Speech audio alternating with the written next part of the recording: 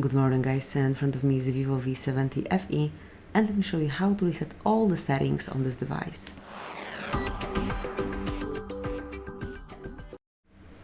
So at first, enroll the settings, then find and select System Management and go to Reset Options. Here you will notice Reset All Settings.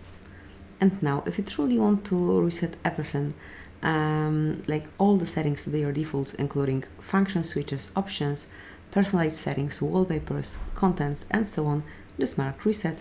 If you do have fingerprint, provided. If you use lock screen pattern, pin code, password, provided, and then configure. Now just wait till it's done.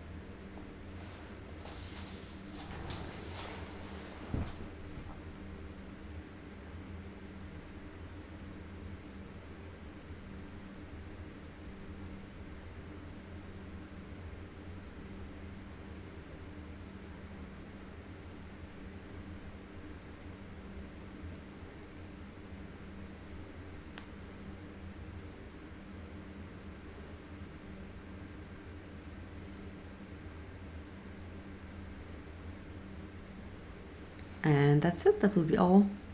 Thank you for watching. Please subscribe our channel and leave the thumbs up.